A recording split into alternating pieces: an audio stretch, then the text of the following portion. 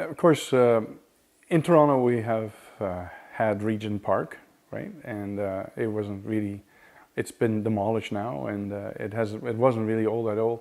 And that is, in my thinking, was a real disaster decision, in that, first of all, if you take this on the point of view of the environment impact of taking all that space down and then putting it in a landfill, where you get like close to 500,000 ton of debris, of bricks that are just wasted, and then we build something else which may be a better.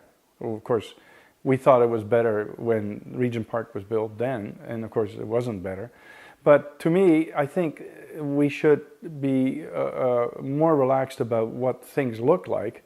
But the service we can do to the new communities in Toronto, new people to Toronto, is to have them be able to be themselves and be able to operate businesses, have a degree of independence, and being self-starters and taking initiative, rather than saying, no, we only want it to be of a kind that is acceptable, that's familiar to us.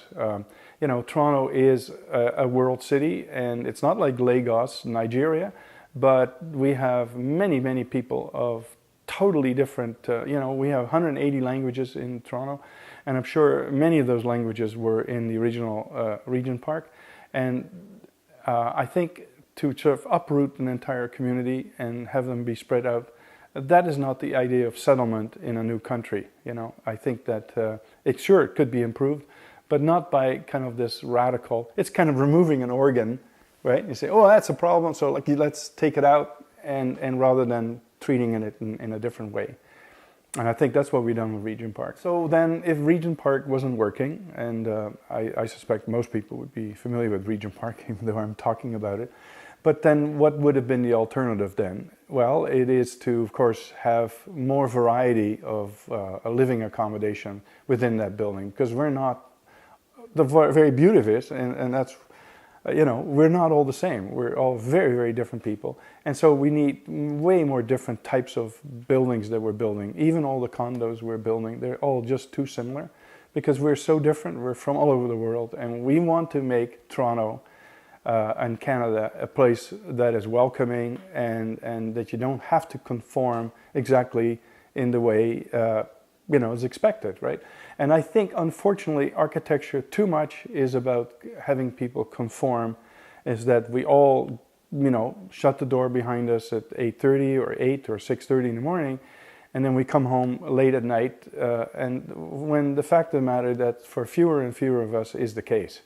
I think that, but the planning, the community, well, there's no community planning, but the planning we do about these dwellings are all about a kind of a nostalgia about that we all have good jobs to go to pay for it, rather than that we're actually spending more and more time at home.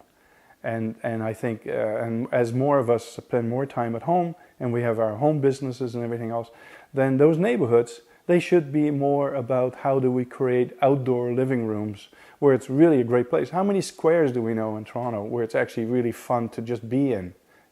City Hall, yeah, okay, but that's maybe Dundas Square. But honestly, for neighborhood squares, I can only think of one on the Danforth in Greek Town or Greek Village.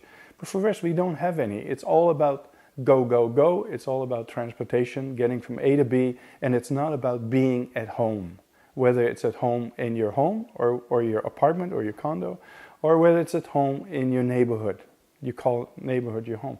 And so the planning that is happening at this moment is too rationalized. It's just too singularly focused on just, smaller and smaller apartments, but not enough in terms of variety of people, variety of family makeups, people that have very different ways of cooking, very different ways of living, and that's not accommodated. And I think we should. Otherwise, it will not be as welcoming in 2050 as it, as we would like it to be.